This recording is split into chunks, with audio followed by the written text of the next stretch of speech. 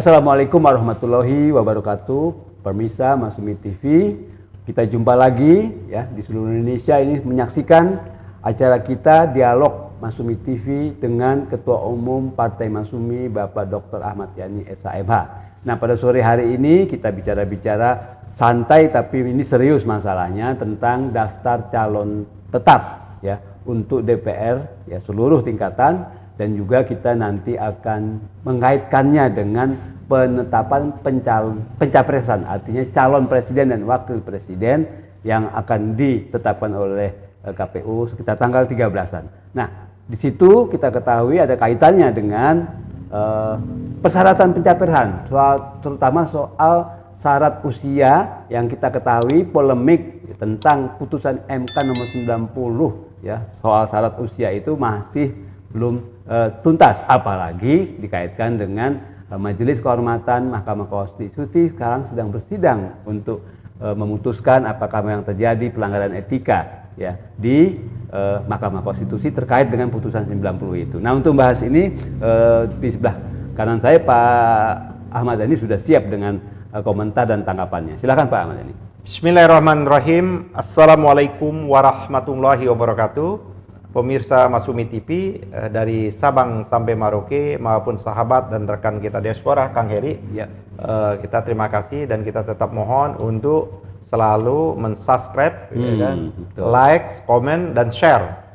Mudah-mudahan Masumi TV ini tetap terus akan mengudara dan akan memberikan yang namanya edukasi dalam berbagai hal ya, politik, hukum, ekonomi dan lain sebagainya. Di channel inilah kalau untuk mengetahui persoalan-persoalan politik, persoalan-persoalan ekonomi, persoalan-persoalan hukum dan lain sebagainya. Juga di channel ini ada juga pengajian khusus tentang keagamaan kita, terutama tafsir Al-Quran yang selama ini selalu dibawa oleh Ustadz Adnin ya, seperti itu.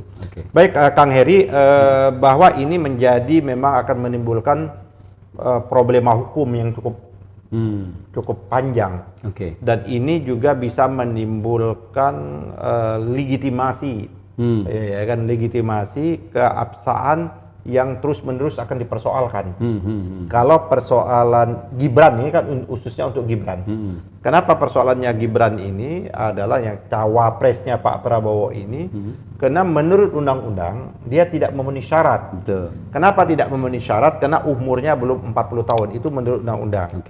Ya kan? Walaupun ada JR, ya kan, judicial review di Mahkamah Konstitusi, yang di dalam JR itu justru ada putusannya yang menjadi kontroversial. Justru keputusannya ini terus-menerus akan menjadi problema hukum. Ya kan, menjadi problema hukum, menjadi keabsahannya terus-menerus diperdebatkan. Gitu. Oleh karena itu menurut saya memang sebaiknya tanpa harus menunggu karena ini ada persoalan, sebaiknya Pak Jokowi ya kan, sebagai seorang ayah ya, sebagai seorang ayah dan juga sekaligus sebagai kepala pemerintahan dan sekaligus juga kepala negara yang bertanggung jawab atas kelangsungan kehidupan politik kita ini dan kehidupan bangsa dan negara ke depan ini. Menurut saya sebaiknya memang Pak Jokowi meminta pada Pak Gibran mundur, ya kan, dan Pak Prabowo mencari penggantinya. Kan masih ada waktunya. Masih ada waktu. Kan mekanisme ini masih ada. Jangan, ya kan, oleh karena itu memang di sini diuji sikap kenegarawan.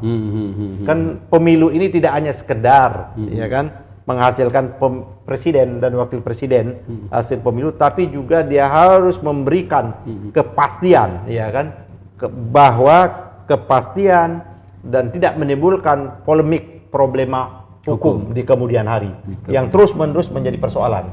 Kenapa ini akan menjadi persoalan gini, Pak Eri ya? Ini kan ada kecuali kemarin saran kita sehingga untuk mengakhiri betul ketidakpastian itu. Keluar perpu itu ya? Kalau keluar perpu kemarin selesai persoalannya. Tapi sayang Pak Jokowi tidak menggunakan hak kondisionalnya untuk mengeluarkan perpu. Karena tidak mengeluarkan perpu itu, maka ini menjadi perdebatan sepanjang zaman. Ini akan menjadi perdebatan sepanjang zaman, tidak berkesudahan. Dan ini bisa menjadi kontraksi, mengkontraksi kehidupan sosial politik kita. Betul. Kalau ngelihat kecenderungannya sih PKPU-nya belum dirubah, undang-undang nomor 7-nya belum diubah. Iya. Sementara di satu sisi jadwalnya ini jadwal pemeriksaan persyaratan administrasi. Iya. Saat ini sebelum dinyatakan sebagai calon presiden dan calon wakil presiden. Nah, pada masa-masa ini memang ada memungkinkan untuk pergantian kalau kemudian KPU menyatakan dalam verifikasi Kan KPU kan administrasi cukup menyatakan tidak tidak memenuhi syarat. Pada TNS, saat kan? pada saat itu dinyatakan Iya. tidak memenuhi syarat, udah gitu. Nah, oleh karena itu kan tidak memenuhi syarat itu, apalagi paling demi kepentingan ya, demi kepentingan bangsa negara yang menarik, tidak menimbulkan perdebatan problema. Kita contoh, karena ini ada, kenapa saya menyatakan ini tetap menimbulkan problema, Pak Eri? Karena ini undang-undang cukup jelas, Ya. ya kan? Undang-undang itu tidak ada normanya tambahan. Normanya capres dan cawapres berumur 40 tahun. Iya. Titik. Iya. Tidak ada yang berpengalaman, ya kan? Berpengalaman atau pernah menjabat, ya kan? Atau sedang menjabat kepala daerah, baik itu di provinsi, kota, dan kabupaten, maupun ada juga tentang DPRD, ya, seperti itu. Nah, itu kan tambahan. Siapa yang membentuk norma itu? Itulah yang membentuk norma itu adalah namanya MK. Padahal itu bukan kewenangannya MK sama sekali. Presiden dan DPR ya harusnya. Ya, itu kan yang membentuk norma. Dari mana MK bisa membentuk norma itu? Makanya kita sekaligus ingin meluruskan cara kita berbangsa, cara kita bernegara ini. Harus kita luruskan. Ya, MK sebagaimana manat konstitusi hanya menyatakan undang-undang ini, pasal itu bertentangan dengan undang-undang dasar. Memerintahkan kepada pembentuk undang-undang untuk melakukan perubahan. Nah, ini tidak dilakukan. Itu tidak dilakukan, justru membuat norma. Norma baru. Nah, persoalannya di perkara yang sama, ya kan? Perkara yang sama, 8 hakim itu menyatakan bahwa itu kewenangannya pembentuk undang-undang, Kang Eri. Siapa pembentuk undang-undang itu? Yaitu Presiden dan DPR. Okay. Di perkara yang ini kan, yang lain 8 hakim itu. Betul. Nah, kok di perkara yang hal yang sama kok berubah 3-2-4 seperti itu. Orang menyimpulkan 5, enggak, 3-2-4. Kalau dari tarik juga 3-2-4, artinya anggap saja keputusan Mahkamah Konstitusi itu berarti juga tidak memenuhi karena kalah. Iya. Karena yang menyatakan boleh juga syarat itu asal dia pernah menjabat bupati, wakil bupati, wali kota ya, bupati dan wali kota itu hanya 3. Kalah dengan yang 4, menolak semua. Yang 2 kan gubernur kan? Gubernur. Artinya kalau dari segi itu juga udah menimbulkan persoalan. Iya. Bagaimana? Nah, ini membuat problema hukum, kesemrautan hukum. Nah, oleh karena itu menurut saya ya kan ini sayang Pak Jokowi tidak mau mengeluarkan. Kalau keluar Perpu selesai itu. Masalah bahwa nanti ada penilaian KKN itu persoalan kedua. Nah, karena dia tidak mengeluarkan ini dan sekarang sidang MK lagi berjalan, kan tidak hanya sekedar orang menyebut oh ada pelanggaran kode etik atau tidak etik. Ini bukan persoalan itu. Persoalannya tidak hanya sekedar menyatakan keputusan MK itu final dan binding, final dan mengikat, tapi persoalannya mengacu lagi sampai sejauh mana MK diberikan otoritas untuk kewenangannya itu dalam rangka keputusannya mengikat dan final itu. Atau final dan mengikat itu. Kalau ternyata tidak diberikan mandat oleh Undang-Undang Dasar untuk keputusan itu, jangan. Artinya keputusan itu tidak punya pijakan. Betul, gak ada dasar hukum. Keputusannya itu tidak ada dasar hukum, bahwa keputusan itu dianggap tidak ada. Keputusan itu dianggap batal demi hukum. Kenapa batal demi hukum? Karena dia tidak diberikan wewenangnya sama sekali. Nah, oleh karena itu kan ini akan menimbulkan, saya kemukakan tadi Pak Edi, ini akan menimbulkan persoalan hukum berkelanjutan. Akan panjang gitu ya? Panjang, oke. Jadi menurut saya yang bisa sekarang ini, menurut saya, walaupun PKPU-nya sudah dirubah nih, sudah dirubah kan, sudah mengikuti nih PKPU kemarin kan di DPR, sayang nih, seharusnya DPR tidak menyetujui, seharusnya.